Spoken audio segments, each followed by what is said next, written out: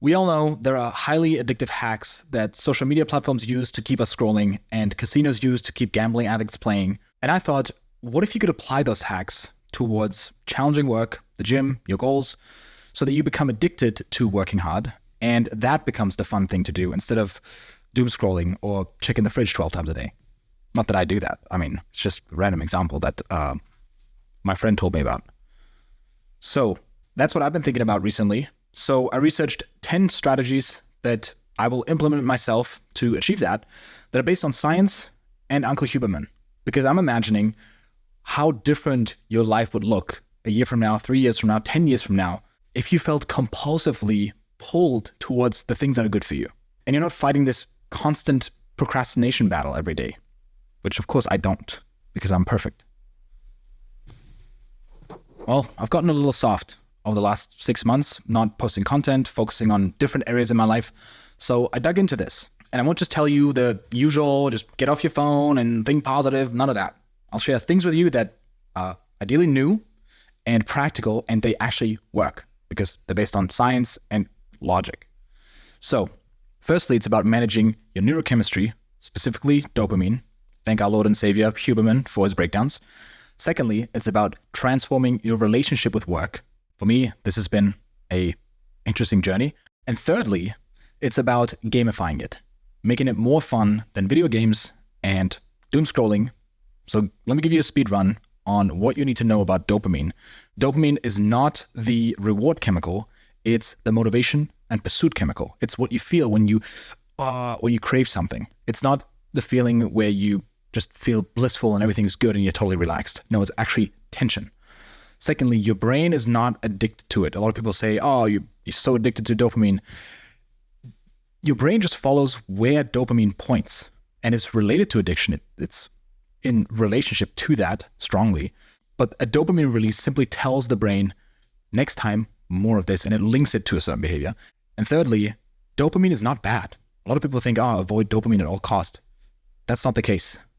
But it's not a toxin. It's not something that your brain needs to get rid of. So dopamine detox is a misleading title. So maybe a better term would be a dopamine reset, right? Because dopamine also gets linked to the things that you want to do more of, right? For example, challenging work, the gym, doing the flippy floppy with someone that you are attracted to. All those things give you a lot of dopamine, and we want dopamine for those things, right? The way Huberman breaks down dopamine to understand how it works is with a wave pool analogy. Basically, just imagine a pool, and our dopamine baseline is how full our pool is, our reservoir of dopamine. And then there's these waves. It's a wave pool, right? So there's big and small waves. And with every big wave or small wave, there's also a trough. So basically, with every mountain, there's a valley, right? And this dictates whether you're motivated to pursue something or not. And it's not just the peak that's motivating, but it's even more so the trough, which is this bit of a painful feeling that moves us into action because we have this desire that we currently don't have the thing that we want. And it's actually something that propels us forward, this trough. The problem is when we have very big peaks and very big spikes, it can wash out of the pool, to use that analogy, and actually decrease our baseline so that we lose some water that's in the pool. We want water in the pool. Why else would you get a pool? Seldom spikes maintain the water in the pool. It doesn't wash out of the pool, and it maintains our baseline. So TLDR, we want to avoid the big spikes that are followed by deep crashes and troughs, which then result in us wanting a big spike again, which usually we only get through compulsive instant gratification behavior, right? Which then depletes our dopamine, and motivation and satisfaction for everything decreases, right? You probably know that feeling when you just been scrolling on Instagram and you had a big tub of ice cream and nothing feels enjoyable after that anymore. And you're just in that cycle, right? And it's very hard to pursue delayed gratification goals after a big crash like that. So, warning, this is just my understanding of it. If there's any other uncles out there, correct me if I'm wrong. The reason why I think it's valuable to explain this to you is because I find myself hearing the advice and being even more motivated to implement it when I know the scientific reasoning behind it. Same thing with other advice, right? Like if somebody just tells you, hey, think positive, okay. But if there's a scientific reasoning behind why thinking positive spikes your cortisol and it has a bunch of cascading effects in your nervous system, then all of a sudden, thinking positive doesn't sound like such cheesy advice anymore. So, the 10 strategies to get addicted to hard work. Number 1, first strategy that I found really interesting is using randomly and intermittent reward timing, RIRT. What does that mean? Use randomly and intermittent reward timing, RIRT. This is the most powerful schedule for dopamine release and staying motivated. The casinos use it to take people's money. It works 100% of the time. This is from hubermanlab.com. You can use RIRT to your advantage to stay motivated in any pursuit. The key is to celebrate your wins, but do not celebrate every win. When you succeed in reaching a milestone, sometimes enjoy that. Other times, at random, just keep going. For myself, I thought of a way to make this consistent and make sure that I keep sticking to it and I don't forget it, because if it's just random, then it's very easy to fall off for me. So my initial idea was, what if I just have a wheel of fortune next to my work desk, and after every work session, I just spin it and see if there's a reward coming or not, and just randomize it so it only happens sometimes. Because for myself, when I don't have something that I can schedule in and it's just random, then I already know that I'm going to fall off, because I'm not going to remember to just sometimes celebrate it, sometimes not, right? Unfortunately, what's not clear for me from Huberman is what types of reward, right? So is it intrinsic praise and just like celebrating those wins, or actually an external reward like snack? And my interpretation so far is that it's about staying away from external rewards specifically, because if it was a snack, you probably pick a snack that you think is pretty dope, you know? And those spikes just make it more likely to crash again, because again, there's a spike and then there's a trough afterwards, right? The way that I'm currently implementing this is when my work timer stops, I have some sort of Chrome extension where I just set it for 30 minutes, 45 minutes, an hour and a half, sometimes depending on the task that I'm doing. And when the timer stops, I either celebrate or praise myself, or I just keep going, right? And I've also added a really interesting Chrome extension recently that is super cheesy, and that's why we love it. So affirmations, do they work? Maybe, kind of, sort of, can work for some people if you do it right, I think. But what this does is you can add an affirmation and then it just randomly drops it into a web browser. So for example, when I look up a mean recipe for a ground beef casserole on my browser, it says pound of ground beef, a medium onion chopped, 1 clove of garlic, Leon, you're winning, but just keep going. And it's just that little reminder that just randomly pops up. The second strategy that really stood out to me is actually in the same point here, which is even better, associate winning with the effort process itself. That's the holy grail of dopamine management for success. And he talked about a study with children who were praised for their effort versus their intelligence. They did some sort of test where one group of kids were just told how smart they are and how amazing they were, right? Basically rewarded for outcomes, for things that were kind of outside of their control. And the other group was rewarded for just their effort. You really tried, you really gave it your best. Love that. Good on you, Johnny. Keep doing that. You're awesome. What they saw is that the latter group that was rewarded for the effort, they tried way harder and they ended up getting better results. Whereas the other group saw the exact opposite effect, where they were just not as motivated anymore, because you just have something to lose, right? Intrinsic motivation is king, and the pleasure of doing the work itself, period. Because outcomes, it just makes sense, are always outside of our control. Especially with YouTube, for example, especially with a business, whether the client pays you money or not. Yes, we can influence those things, but they're just so largely outside of our control that it can be very demotivating. And sometimes we then get rewarded for things that we didn't even do anything for, right? If you get rewarded for your intelligence, okay, yeah, I didn't really do anything for it. And that just seems like a psychology hack. Same thing with Hormozi. Not only did he say, don't even focus on the process so that you can make more money. No, literally just the work. That is the only reward. The only reward is work, period. Not even thinking about this as a tactic to then get the money. And I think that's why he's so driven, because that's always in your control. And this is what I mean by changing the relationship to work, right?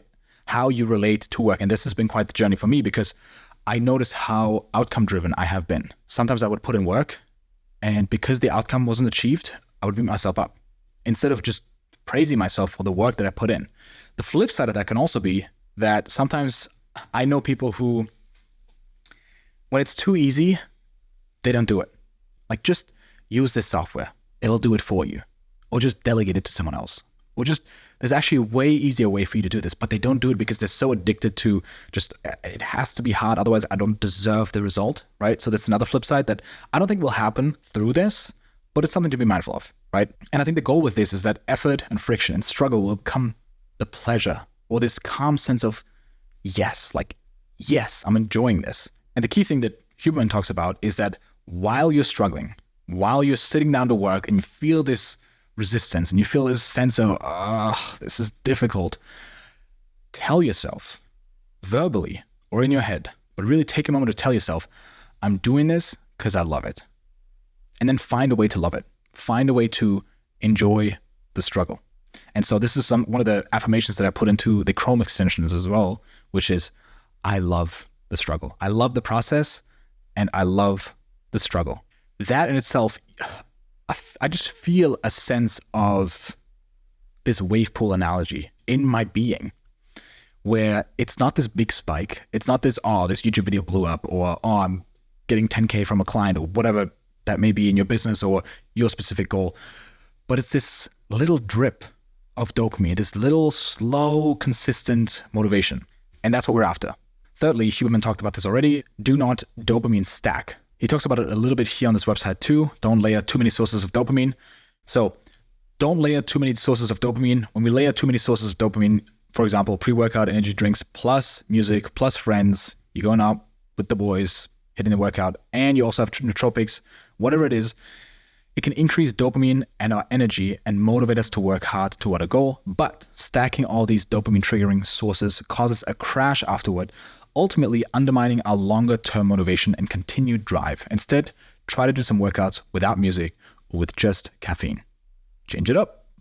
I think that may be one of the reasons why sometimes we have these days where we're really motivated and we're really getting after it. And then we have these days where we're just like, and I think it's normal to have that. It's completely fine. And we shouldn't fight that. And we shouldn't have this wrong sense of utopia where every day we're perfectly driven and just motivated to get after it. We just have bad days. That's totally fine. And I think that can cause more of these swings when you have these big spikes. And Huberman talked about a study where, these kids were painting and they basically chose an activity that they liked, which was drawing or painting, whatever. And they were given a star. They were rewarded for that behavior. That just spiked the dopamine. They just got validation from a caregiver, from someone that they look up to, right? And what they found was that they were doing it less. And it's kind of adjacent to the previous one, which is focused on the process, not the outcome, because they were doing it less. They were enjoying the painting less. It ruined the thing that they were already choosing to do. And Huberman talked about his example, which was running. Like he just enjoyed running, but when he started stacking these sources of dopamine on top of it, and he rewarded himself for that by just, getting a matcha, whatever, after his run, he ended up being less motivated to run, which is fascinating, right? How that can ruin it. So going back to the first one, that's why I think it's better to use intrinsic rewards, random intermittent rewards, than external ones, because it can ruin that. For myself, what that looks like is just making a practice of raw dogging. Your work, your workout, your meal, just your life in general. When I'm working out, I'm just present in the workout, and the workout itself is the reward. That is where I'm getting dopamine, period. It's not because I'm working out, I don't like working out, but I'm going to reward myself with something after that, and that's why I'm doing it. No, the behavior gets linked to the struggle, to the thing, and you don't stack those things, right? One thing at a time. The next one, I think, is pretty obvious, but I definitely wanted to include it for myself because I think it's a good reminder, which is cutting out big spikes. You could call it a dopamine reset as well. You could do that for a week, I guess. But I think for me, just in general, cutting out, if you're in a period where you want to work hard, let's say you lock in for 90 days because you have a big goal that you want to hit, or you're training for a marathon, whatever it may be, you have a period where you want to make some serious progress and you want to stay focused on that thing and really enjoy that process, cutting out the big spikes, right? So I don't have Instagram on my phone. I don't check it. I don't post on there anymore because that's usually something that I derive a lot of pleasure from. Huberman also talked about how dopamine history matters, right? It just makes sense that everything is less fun after you've just scrolled Instagram and you ate your favorite fast food, because it's all relative. If you've ever done a dopamine reset or a long fast or a darkness retreat for 7 days where you were just sitting in darkness, you did nothing fun, anything after that is so stimulating and so fun. So dopamine history matters. And that's why we see people like Dan Bilzerian not enjoying anything anymore. He talks about that very openly on podcasts and interviews, that he literally had to buy the best guns, be with the hottest girls to even feel any sense of pleasure, even to the point where then that wasn't pleasurable to him anymore. And he joked about working at Walmart for 6 months just to reset that and then enjoy day-to-day things again. I think one thing I miss too is, that's very practical and very real for me, is when I'm doing deep, challenging work, what I find myself doing is in the breaks, I reward myself with a snack. I go to the fridge, or I check messages because, I know people are texting me, they're waiting to get back from me. And then I'm flooded with all these notifications, and then I do get distracted. And it's like, after I just had this consistent release of nice, steady dopamine throughout my work session, I then have a spike that then is followed by a trough. And then it's difficult for me to get back into work. Again, seems obvious, but I think just making sure that when you're on a break in between work sessions and you want to do more work after because you have more left in the tank, you have more brain power. For myself, what I'm prioritizing is making the breaks really boring. This is what Riordan talks about on his channel too, which is wall staring, right? In between those breaks, you want the breaks between your work sessions to be boring, because if they are more stimulating, the breaks, then again, you almost like have this outside reward instead of having the work be the reward, right?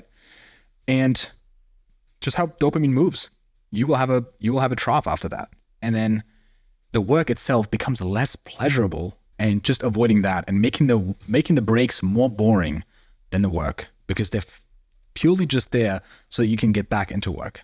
And I think a good reminder is to really sit in the pain of the trough, because what I find myself feeling when I doom scroll, or I'm just in a mode where I'm not motivated and I just check the fridge, I don't like that feeling. This feeling of just, I want to get out of this. And I think that's the trough that you're experiencing, right? Dopamine makes you want to get out of that pain. But then when you notice it, stay in it. And don't worry, it'll be fine. One of the strategies that Huberman mentioned was just waiting. Like that trough, it's gonna come back up again. Just sit in that pain and it'll become fun. That thing that you're dreading, it will become fun, but just sit in the pain for now. First, you got to go through the pain of rewiring your brain and relinking dopamine to those activities, but just sit in it. Just accept it for now. Cut out the big spikes and sit in the discomfort of boredom. Next thing I'm looking at is just increasing the dopamine baseline, meaning putting more water in the pool, because that's what we need for these spikes, right? And basically any form of motivation. And so the obvious things that he talks about is sleep optimization. Sleep restores dopamine reserves. NSDR, which is non-sleep deep rest. Things like yoga nidra, right? Exercising, crucial. Sunlight early in the day, avoiding sunlight late at night. This is fascinating. Just having it black on white here. Avoid viewing bright lights between 10 p.m. to 4 p.m. This is essential, as it has been shown to activate a brain region called the habenal blah, blah, blah, blah, blah, and drastically reduce the amount of circulating dopamine in your system. So anyone that makes fun of me for wearing these blue light blocking glasses at night, here it is. Here, you're low on dopamine, bro, without these glasses. Ice baths, supplements, L-tyrosine is what he talks about. Will I increase that in my diet? Probably not, maybe. Next thing is the winner effect, which I talked about in a previous video, that is mentioned in this point as well. Remember that dopamine is subjective. The brain does not know external rewards. No dopamine is dripped in your brain. It only knows the associations with events. Don't underestimate the extent to which the dopamine system and the sense of whether you're on the right track or not are under your cognitive control. These are non-placebo or small effects. Telling yourself you're moving toward your goal is a huge stimulator of dopamine release and under your control. After that trough, when we're in this pursuit mode of getting back to baseline, our brain and dopamine makes us look for things that give us certainty whether we're on track for the goal or not, right? And so if we're constantly beating ourselves up and we think nothing's working and everything is an L instead of a W, and this is what the idea of the winner effect is that when you win, you're more likely to win. Your testosterone rises, right? If you look at boxers who have won fights, their testosterone increases immediately after winning the fight, and the loser of the fight has a decrease in testosterone, and it's more likely for them to lose. So the more you feel like you're winning, the more you're actually winning. Therefore, just changing your thoughts and your interpretation of what's been happening makes a huge difference in how motivated you are. Because if you think everything is against you and nothing's really working, how could you expect yourself to get up off the couch and actually pursue difficult things? And this was difficult for me because my first business, I hated it. I never celebrated. I always beat myself up, and I always said I could have done more, could have worked more. I should be further ahead. I sold it eventually, and I was glad to get rid of it. I made good money from it, but looking back at it, it didn't feel like a big win.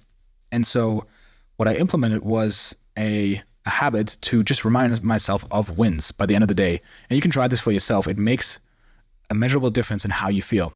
Just at the end of every day, write down 3 wins that just make you notice progress. Like today I did this. And again, focusing on the process ideally, right?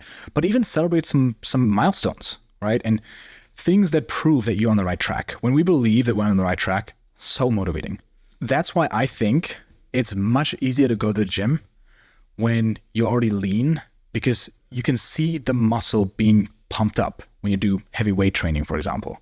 And it just gives you this immediate reward in this sense that, hey, look, I think I'm getting bigger. And then of course it's just because you currently worked out and it's just a temporary increase in muscle size. But when you have more body fat, you don't see that. And then you look in the mirror and you're like, oh, I look the same.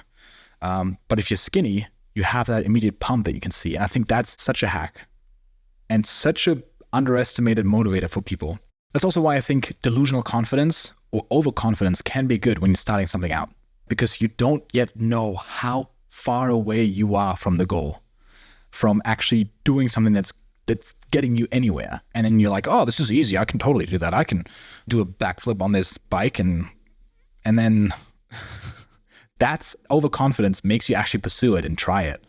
And then you fall on your face, of course. But you have the uninformed optimism. Oh, I can totally easily do that. And then you realize, oh, wait, I'm informed now that this is actually way harder than I thought. Then you have the valley of despair. You're like, damn, this is really, really hard. And I really suck at it. And then you're slowly getting more informed and you get better, and then you move out of it, right? But it's almost like you need this uninformed optimism. You're like, I can do this. Totally. This one I found fascinating, which Huberman talked about, which is I call it the go worse technique. Basically, while you're procrastinating, to get out of it. So Huberman said that you can leverage the dopamine dynamics, the peaks and the troughs, to pull yourself out of procrastination and to get back to pursuit. So some people, when they're in a procrastination mode and they just don't feel like doing anything, they start cleaning the house. They start doing things that they've been putting off for a while, doing laundry, right?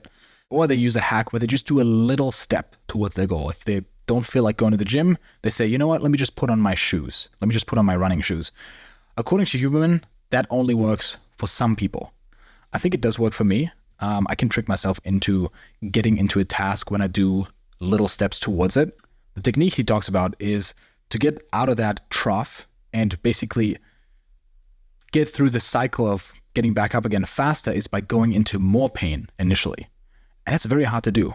So when procrastinating or when you're demotivated, do something worse than the thing that you're procrastinating. So something you generally don't want to do that really sucks.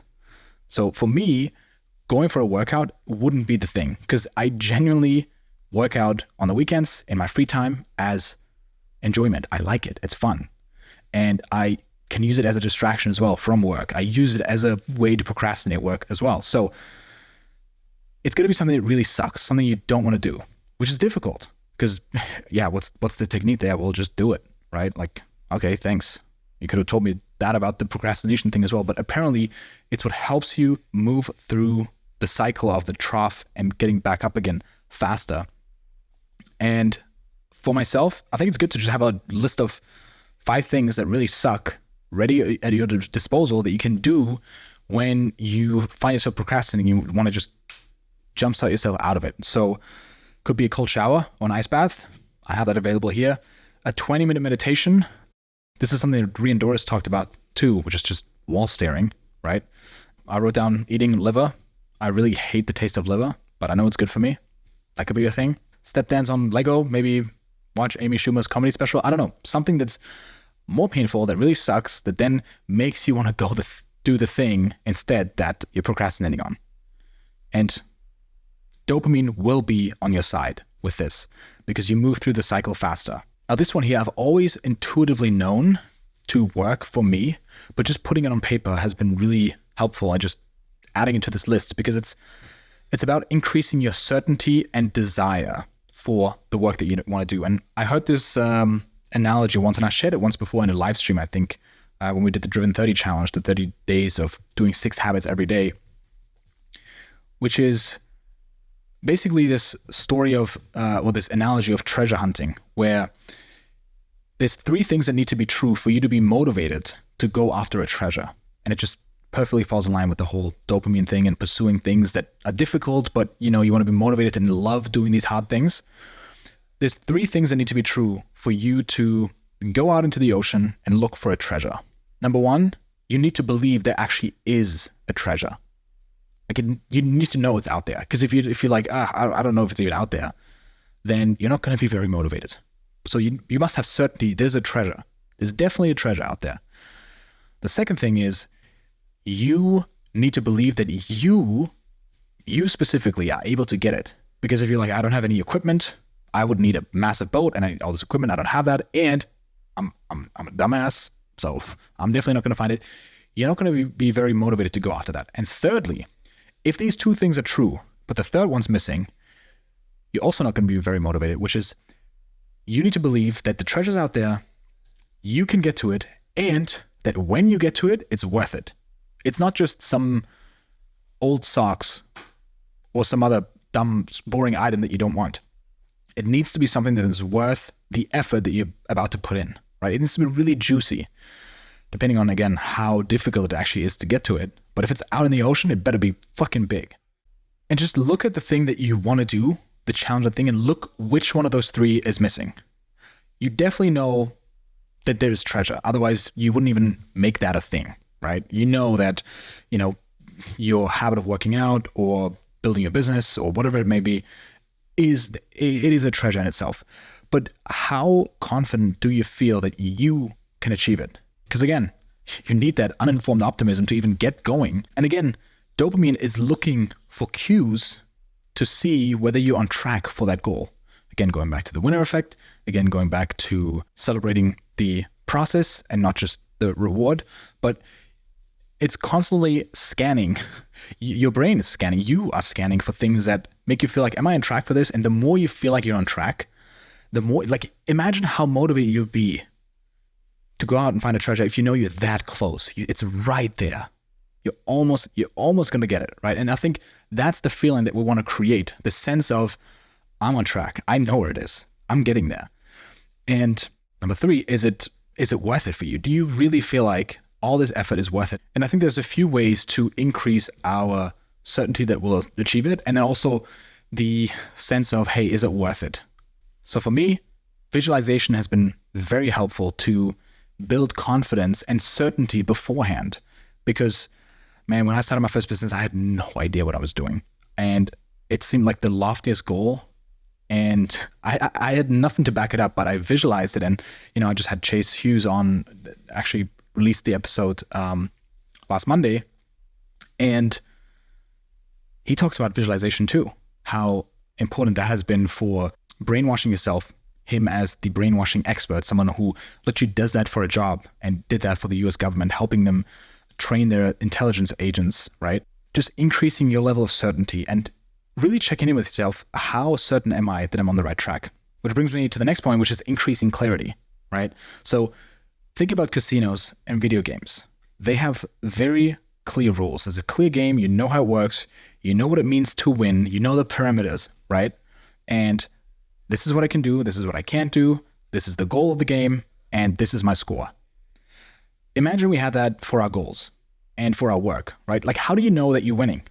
What are the rules of your game? Like, do you even know what you're after? How much money do you want to make? What is the time that you want to run in your marathon? What is the goal that you're after with your body when you go to the gym, right? Like, how do you measure it? And I think clarity in general, for me, is always key to get myself to work. Because when I feel like I don't even know what I'm doing, what is really the goal and why I'm doing it, it's very hard to get going. So I think clarity is key, clarity of action and having a clear plan, right? So sometimes that means getting a trainer or an expert because they just lay out that plan for you, or some sort of roadmap that you can look for that gives you a sense, or a map, gives you a sense where the treasure is. How can you get to the treasure? And also having a clear idea of your progress. Like, where are you currently within that plan? Having, some sort of milestone for the 10K a month that you want to hit, or the dream job that you're after, or a KPI that you want to hit in your company, whatever it is. And where are you currently? Like, how far are you on that scale?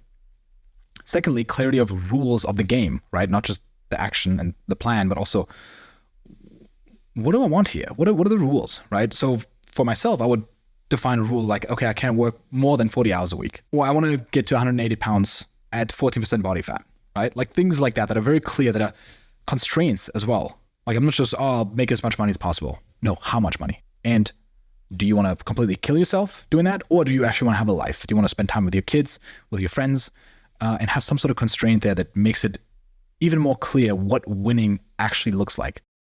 Even on a small scale, if you have a work block of 2 hours, what do you want to get done, right? And just saying, okay, in these 2 hours, I want to get this specific thing done. And this is what done means. It means that I can go out and send this off to a client. I can go off and put this into action, right? Like, a clear definition of what it means to be done. Because again, it increases that certainty of I'm on the right track. And then boom, dopamine gets released. And it's the steady, consistent, juicy type of dopamine that just propels us forward, right? And then lastly, clarity of consequences, right? What is the win or the reward, or what are the consequences of these actions? And is it worth it? Again, is it worth getting that treasure? One thing that I talked about previously is also positive worry.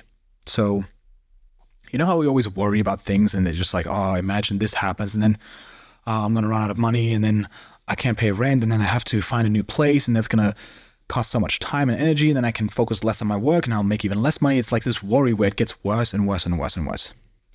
Now, I think what gamblers do and casinos do and video games do is they give you this sense of positive worry. It's the opposite side where it's like, dude, but imagine you just gamble one more time and you hit the big jackpot. And then you have so much money, you can gamble even more. And what if that works out? So it's worry in the opposite direction where it's like, imagine this, and then you could do this, and then this, and then this. That's what's really helped me get really excited about my goals. Because imagine hitting that goal, what that'll do to you. And then this, and then this, and then this. And that just makes it so much more juicy, and that treasure that you're after, so much more worth going after. And then I think big one is just gamifying it, making it fun. Because the most successful people look at whatever they're doing, the hard work that they're putting in, as a game. Business is a game to Jeff Bezos. And Michael Jordan always talks about how much he just loved the game of basketball. Why was he working so hard? Well, he just loved it. It's fun. It's a game to him, right? And so life is serious enough as it is. I've been serious enough as it is in this video. But what if work genuinely is play? I'm choosing to do this and I love it, right? Like, for example, I have this tool that I use, this Google spreadsheet that Sam Ovens actually shared. It's called the War Map Calendar. And I just never really clicked with that word because war, it's kind of heavy, It's kind of heavy. So I changed it to Adventure Map. That's my adventure map. It's where I'm planning out what I'm focusing today and the projects I'm working on, and just tracking my to-dos on a daily basis, right? And then just in general, making things fun. What made things really fun for me is just building a streak, right? That's why I haven't had a single sip of alcohol for 5 years, because I have that streak in my mind, and it's kind of a fun game, right? Even just making things a competition with my friends, right? Where we're measuring and tracking progress together, right? And we make it bet and we make it fun and we add consequences to it, right? Those are all just easy hacks to make it fun. I think Brian Johnson, if you look at him, it's just fun to that guy to go to the doctor and be like, how old is my liver this time? He tracks it. It's a game to him. There's clear metrics. It's like an RPG. And whatever you're working on, add people to it.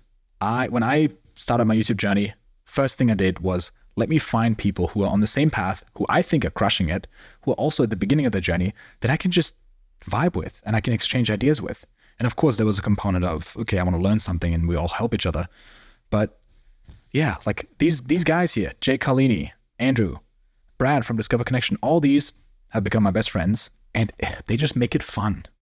Anywhere that you can remove friction, make things more fun, and also increase friction for the things you don't want to do, it's great. Now, I haven't yet shared with you the biggest hack by far because it is maybe too powerful and it is pretty unhealthy, but it works. And it's just attaching your self-worth to whatever goal you want to achieve. Just call your parents, call your loved ones, and just tell them, hey, until I make $1 billion, I want you to withdraw love from me and approval and everything that's good for me. And I think that'll get you very motivated. Seems to be working for a lot of billionaires out there. So it works. Would I recommend it? No. Do I want to do it? No. But it works. So that's the list of the 10 things. Of course, there will always be bad days. There are always going to be ups and downs. We're human. We have funky days. Sometimes our brain chemistry is just a little bit off, or it's exactly where it needs to be. And that's just how it is. But that's just what it's like to be human. What's been helpful for me is just getting away from this thinking of this utopia that it just should be this way. Because we all live with the human condition. And I think Brian Johnson recently had a tweet where he said, the human condition is just knowing that you shouldn't, but you can't help yourself. Like, imagine how cool it would be if we could just do what our higher selves wants us to do, right? But I actually have a theory behind this that I share with Brian Johnson that is my theory. That's my hypothesis. So if he ever talks about it, I have it on video that I told him about this when I shot with him in 2023. And I went to his house and I shared with him the fish with legs hypothesis. This is a theory on why we all have the human condition, why we all struggle with procrastination, with this shame that we have around, why can't I just do the things that I know that are good for me? Think about fish. Think about evolution. There was a point in time when there was some weird water creatures that decided, you know what? Fuck it. I'm going to go on land. I'm going to do something different. It's boring here in the water. Let me just crawl up to the land. And they developed through thousands of years the little legs that allowed them to, in a really inefficient manner, be on land. And it sucked, right? And so they must have had a weird in-between stage where, yes, they had fins, and yes, they could swim, but they also had these really weird, weak legs, right? And they're just like, in this phase where being on land, they were really slow and it sucked. And then in the water, they had these legs dangling down that pulled them down. They weren't as good at swimming anymore, right? And I think that's what we humans are in right now. We're currently in this weird in-between stage where we still have this previous part of ourselves, this animal brain that's just like, oh, I want ooga ooga. I want sugar. I want sex. I want instant gratification. I want to hit my neighbor with a club. And at the same time, we're developing this new brain, the prefrontal cortex, whatever other brain regions we have, that just make us go, wait a minute, I think we should do this instead. We should love one another. We shouldn't be so primal. And we have these two competing brains, right? And I think it'll just take a few thousand years of us just continuously developing that prefrontal cortex so that we can get rid of these legs and we don't have to be in water anymore. We can just be on land and we're very efficient and we love each other and we don't have to fight against ourselves. We don't procrastinate. We don't have to manage our dopamine. So I think it's maybe just, just have patience, a few thousand more years. And for those people who are actually going back to the old days and just let's just do primal living and live out in nature and have a farm and just, not be on our phones, you're kind of slowing us down. You're kind of preserving those fins. Like we want to get out of water, no? Like, stop with the primal stuff. Like, let's all eat processed food so we can adapt to that. Just a theory, right? Just a theory. But this is my fish with legs hypothesis. Which also brings me to another point that I wanted to address with the channel. And just in general in my life. So I think this is a huge thing that holds me back from making really big changes and meaningful changes in my life. Like big life decisions, like who I date, what you pursue in life, right? Who I'm spending time with. And I think we've all done things in our lives, we've made a change, and we're like, oh, I wish I would have done that way sooner. And if I can just surrender to this truth, what I'm about to tell you, everything gets better. And I'm in this right now. And I think everyone can relate to this one. And if this is a shift that we make, man, can we make progress in our lives? Like crazy. Seeing the comments, there's a few people here and there that comment, oh, you should go back to the old videos. Oh, look, we have so many low views. And I'm also having no money coming in because the views are currently low, uploading these long form podcasts, switching the format. Even though I announced it, some people are like, oh, just go back. Come on, just go back. No, there's no way, because there's something that I keep reminding myself of, which is the thing that I'm kind of leading up to this whole time, which is that usually you have to get worse first in order to get better. You have to get worse first in order to get better. And I think this is what messes so many people up. So many people, where they just get stuck in a relationship that they shouldn't be in, right? And I get it. First of all, it sucks to suck. You know what sucks even more? It sucks even more to suck after you've been good, because you've been used to being good and getting views and making money, and then sucking. That's really sucky. And so what change am I currently not making in my life because I'm not willing to downgrade temporarily? Is there people that I'm hanging out with that are the wrong people, but I don't want to be lonely, so let me just stick to those people because it's better than being lonely? No, get lonely first, because it needs to get worse first in order for it to get better. Making less money to make more money later is another thing, right? You currently have a high-paying job, and it's those cushy 6 figures, but you want to do something you're passionate about, but then you only make 50 grand. That's half of what I used to make. Well, duh. Okay. Waste years of your life at a job that you don't like, but you make these cushy 6 figures because you're not willing to get worse first in order to get better. In a relationship, that you're not happy in, but you're afraid of the breakup. You don't want it to get worse first. And I think, man, have I wasted time in this meh zone, in this zone where I'm not happy, but I know I'm looking for something bigger. But like Khalil said, the guy who was on Skid Row and now has a multi-million-dollar empire, you need more pain to change. That's what got him off the streets on Skid Row and off the drugs. It's like a lot of pain. And so right now, the views are low.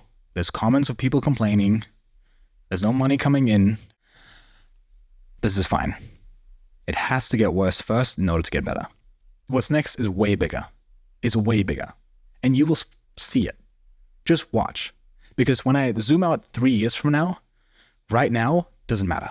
I love this right now. I love what I'm doing here because, man, I could put out so much more. It's so much more fulfilling. The conversations are so much deeper. I can yap so much more and share things that are just on my mind. Just some thoughts. So hope this was valuable in some way. If so, let me know. If not, also let me know. Let me know what I can do better. And thanks for watching. See you in the next one. Stay driven.